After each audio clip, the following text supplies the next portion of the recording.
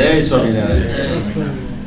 ઈષ્ટદેવ પરમ કૃપાળુ ભગવાન શ્રી સ્વામિનારાયણ આજે હેરિસબર્ગ પેન્સિલ્વેનિયા ખાતે પરમ ભગવદીય શ્રી વિઠ્ઠલભાઈ ઉર્ફે VM પટેલને ત્યાં સરસ મજાની સત્સંગની એક નાની પણ રૂપાળી એવી દિવ્ય સભા અને સભામાં ઉપસ્થિત છેલ્લા એક દાયકા ઉપરાંતથી આખા અમેરિકાની ધરતી ઉપર વડતાલનો ખૂબ મહિમા અને સત્સંગ જેમણે દ્રઢ કરાવ્યો છે એવા અમારા ખૂબ સ્નેહી છે અને તમારા સૌના પણ સ્નેહી છે એવા શાસ્ત્રી સ્વામી શ્રી રામદાસજી સ્વામી પધાર્યા છે.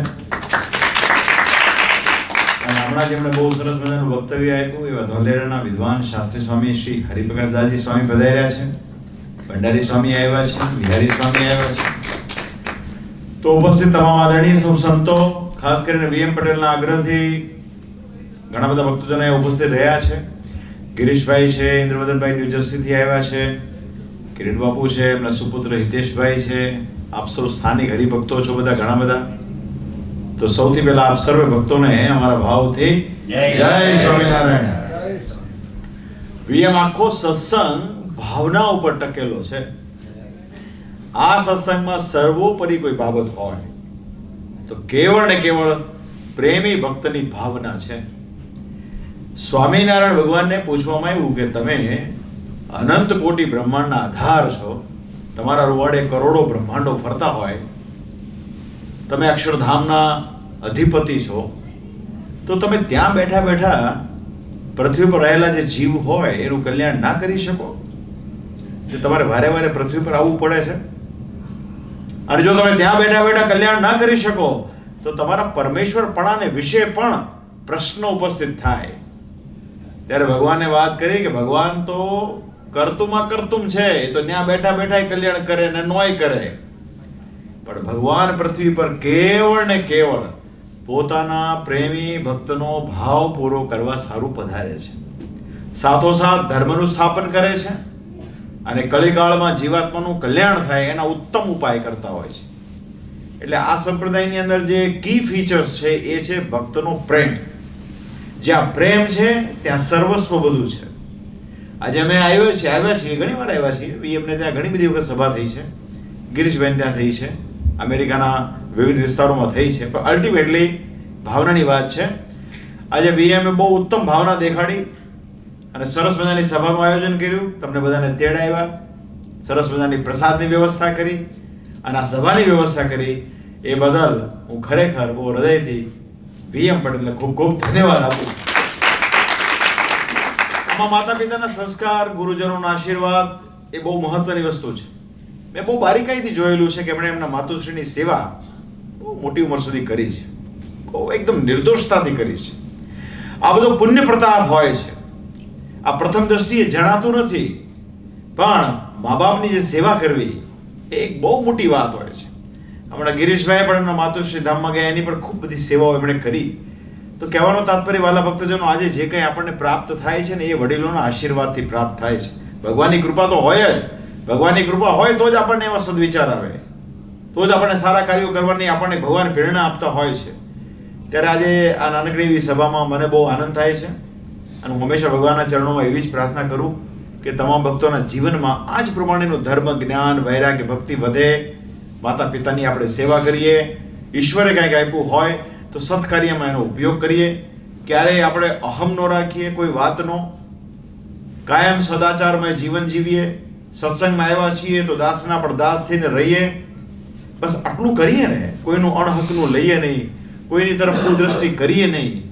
અને શ્રીજી મહારાજની જે આજ્ઞા, હમણાં આજ્ઞા ઉપર સ્વામીજીએ બહુ ભાર મૂક્યો, બહુ સરસ મજાનો વિસ્તારથી આપણને સમજાવ્યું કે મહારાજ શેનાથી વધારે રાજી થાય? તો ભગવાન છે ને આજ્ઞા પાલન કરવાથી રાજી થાય. પોતાનું ડાપણ લાવ્યા વગર સત્સંગમાં જે ઈમાનદારીથી નિર્દોષતાપૂર્વક જે વર્તે છે ને એની પર ભગવાનનો વિશેષ રાજીપો થાય છે. આજે વૈશાખ વદી 10મી છે, વિક્રમ સંવત 2081 નું વર્ષ ચાલે છે. તારીખ 22 મે 2025 આ દિવસ છે. આવતીકાલે એકાદશીનો દિવસ છે. આવતીકાલનું એક વચનામૃત છે એકાદશીનું. શ્રીજી મહારાજે શિક્ષાપત્રી ઉપર ભાર મૂક્યો છે કે અમારા તમામ આશ્રિતો, ત્યાગી, ગૃહી, બાઈ, ભાઈ, એ તમામે અમે જે શિક્ષાપત્રી લખી છે એ સર્વના મનોવાંછિત ફળને આપનારી છે. તો એનો પાઠ નિત્ય પ્રત્યે કરવો. હવે જે વાંચી શકે એમ ન હોય એને શ્રવણ કરવું, અને જો શ્રવણ કરવાનો પણ અવકાશ ના મળે તો અમે લખેલી જે શિક્ષાપત્રી છે એનું નિત્ય પ્રત્યે પૂજન કરવું, કેમ કે એ અમારી વાણી, એ અમારું સ્વરૂપ છે. તો વાલા ભક્તજનો, આખો સંપ્રદાય ફંડામેન્ટલી આ બાબત પર ટકેલો છે. તો શિક્ષાપત્રી જે શ્રી હરિએ લખી છે એ વડતાલમાં રહીને લખી છે. વિક્રમ સંવત 2082 વસંત પંચમીના રોજ ભગવાન શ્રી હરિએ સર્વજીવના હિત માટે વડતાલ ખાતે રહીને લખી છે. ત્યારે એ શિક્ષાપત્રીનું જે લેખન છે એને 200 વર્ષ પૂરા થવા જઈ રહ્યા છે. અને સાથોસાથ સ્વામિનારાયણ ભગવાને સંપ્રદાયની પરંપરા અક્ષુણ્ણ રહે એના માટે આચાર્ય પદનું જે સ્થાપન કર્યું છે એને પણ 200 વર્ષ પૂરા થવા જઈ રહ્યા છે. હવે કોઈ પણ વસ્તુને 200 વર્ષ પૂરા થાય ને બહુ મોટી ઇવેન્ટ કહેવાય. 5, 25, 50 નહીં, 100 નહીં, 200 વર્ષ. 200 વર્ષ એટલે બહુ મોટી પરંપરા કહેવાય. 10 પેઢી થઈ ગઈ એની અંદર. ત્યારે 200 વર્ષનો ઉત્સવ, ને આપણે તો ભાગ્યશાળી છીએ, ગૌરવતાથી કહી શકીએ સ્વામિનારાયણના નામે ઘણી બધી શાખાઓ ચાલતી હોય, પણ આપણે વટથી કહી શકીએ અમે એ સંપ્રદાયના આશ્રિતો છીએ કે જ્યાં વડતાલ વરીને ભગવાન શ્રી હરિએ શિક્ષાપત્રી લખી, એ વડતાલ લક્ષ્મીનારાયણ દેવ ગાદીના અમે આશ્રિત છીએ. આ વાત કેમ કે ભગવાન પ્રગટ થાય છે, પ્રગટ થયા પછી ચરિત્રો કરે છે. તો એ પ્રગટ ભગવાનના ચરિત્ર, પ્રગટ ભગવાનનો જે સંબંધ, એના થકી જે આપણને પ્રાપ્ત થાય ને એ જ દિવ્ય હોય છે. બાકી બધું કલ્પિત હોય છે, એ કહેતો તો કહેતી વાળી વાતો હોય છે, એ હાઇપોથેટિકલી હોય છે. જ્યારે આ પ્રત્યક્ષ પ્રમાણ વાળી વાત છે કે જે પ્લેસ ઉપર બેસીને શિક્ષાપત્રી લખી એ શ્રી હરિમંડપ, એ આજે પણ વડતાલ લક્ષ્મીનારાયણ દેવ ગાદીના ચોકમાં છે. એ શ્રીજી મહારાજે પર્ટિક્યુલરલી એમાં તારીખ વાર સાથે લખ્યું છે અને સર્વજીવના હિત માટે લખ્યું છે. બહુ નાનકડી શિક્ષાપત્રી 212 શ્લોકની છે, પણ એ શિક્ષાપત્રી પ્રમાણે વર્તમાન સમયમાં કોઈ પણ જીવ એ પ્રમાણે જો વર્તે તો નિશ્ચય આ લોક ને પરલોકમાં સુખી થાય. કેમ કે એમાં ઈમાનદારીની વાત છે, મોરાલિટીની વાત છે, નિર્દોષતાની વાત છે, કેમ વર્તવું, કેમ ગુરુજનોનો, વડીલોનો, માતા પિતાનો આદર કરવો, કેમ કોઈની સાથે કેવી રીતે વર્તવું, જેની સાથે જે નક્કી કર્યું હોય એને ઠેરવું. અરે ત્યાં સુધી લખ્યું ગ્રહસ્થો માટે કે તમે તમારી દીકરીના લગ્ન માટે જે કંઈ નક્કી કર્યું હોય એ ગુપ્ત રાખવું નહીં. ત્યાં સુધી લખ્યું કે અમારા આશ્રિતોએ ખાસ કરીને જમીનનો જે કંઈ ખત કરવાનો હોય એ સાક્ષીએ સહિત કરવું, સાક્ષી વગર ના કરવું. એમાં પિતાએ પુત્રનો, પુત્રે પિતાનો પણ વિશ્વાસ ન કરવો. આ બધી વાતો 200 વર્ષ પહેલાની છે. 200 વર્ષ પહેલા તો કંઈ એટલી બધી માથાકૂટ હતી નહીં જે આજે છે. ત્યારે એ વાત સમજવા જેવી છે.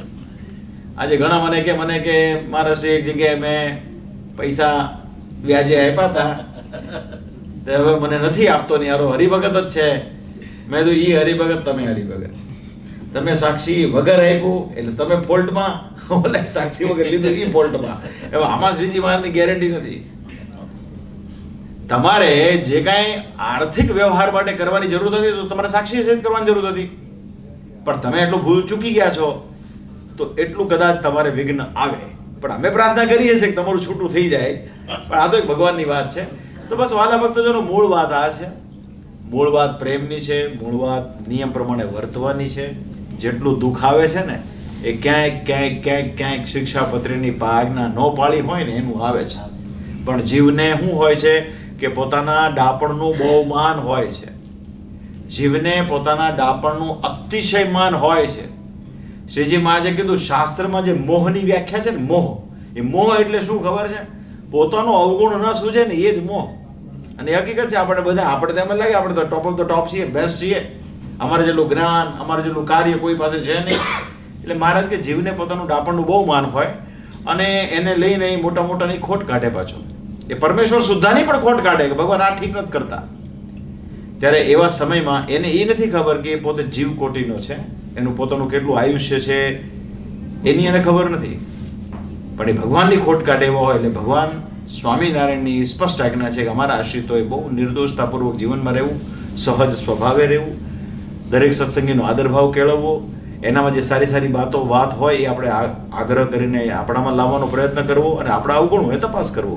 આટલું કરીએ ને એટલે એમ કોઈ પ્રશ્ન આવે નહીં. હવે આજની જે સભા છે ને એ કંઈ ધર્મ, જ્ઞાન, વૈરાગ, ભક્તિનો ઉપદેશ દેવા માટેની નથી. આ પ્રેમથી તમારી સાથે વાત કરવા માટેની છે.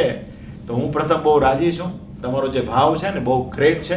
હું ફરી વખત તમારી ભાવનાને ખૂબ ખૂબ આજે બિરદાવું છું. અને ભગવાનના ચરણોમાં પ્રાર્થના છે, આ વર્ષ શિક્ષાપત્રી લેખન અને આચાર્ય સ્થાપનનું દ્વિશતાબ્દી વર્ષ છે. આપણો કાર્તિક માસમાં જે સમયો આવતો હોય છે, કાર્તિકી સમયો, આ સમયો પણ ભગવાન સ્વામિનારાયણે બાંધેલો છે, ફિક્સ કરેલો છે. સ્વામિનારાયણ ભગવાને 2 સમયા સંપ્રદાયની અંદર વડતાલ ખાતે ફિક્સ કરેલા છે, એક ચૈત્રી સમયો અને એક કાર્તિકી સમયો. અને સમયાનું હાર્દ, એનું રહસ્ય પણ શ્રી હરિચરિતામૃત સાગરમાં ભગવાન સ્વામિનારાયણે કીધું કે અમે સમયાનો ઠરાવ એટલા માટે કરાવી રાખ્યો છે કે સમયામાં દૂર દેશાંતરોથી ભક્તો આવે, સંતો આવે. એટલે સંપ્રદાયમાં એ જમાનામાં કઈ વોટ્સએપ, ઇન્ટરનેટ, મોબાઈલ હતો નહીં, બરાબર છે? તો દૂર દેશાંતરોથી જ્યારે ભક્તો આવે તો એમને ત્યાં કંઈક જો થતું હોય ને મહારાજને જાણ થાય તો મહારાજને ખબર પડે કે અહીંયા કાંઈક સત્સંગની રીતથી આડું વર્તાય છે, તો મહારાજ એને હરકું કરી શકે. આ સમયાનું મેઇન કારણ. એટલે કુલ મળીને વાત એ છે કે સત્સંગીઓએ બધા પોતપોતાની રીતે રહેવું જોઈએ. પણ શું થાય છે વર્તમાન સમયમાં, સ્વલક્ષી વિચારધારા હોવાના કારણે દરેકને પોતાનું આગવું કરવાનું એક વિશેષ સ્થાન હોય, એને લઈને સત્સંગની અંદર આ બધી બાબતો ભિન્ન જોવા મળતી હોય છે. પણ જે પાકો હરિભગત હોય ને, એક રસ્તો પકડે પછી એમાં કઈ ફેરફાર કરે. રસ્તામાં ગમે એટલા રસ્તા આવે, તમારા અમેરિકાની અંદર ઘણા બધા રસ્તા આવે છે, પણ જો તમે ખરેખર એક વસ્તુ પકડીને ચાલો ને તો તમે તમારા લક્ષ્ય સુધી પહોંચી જાઓ.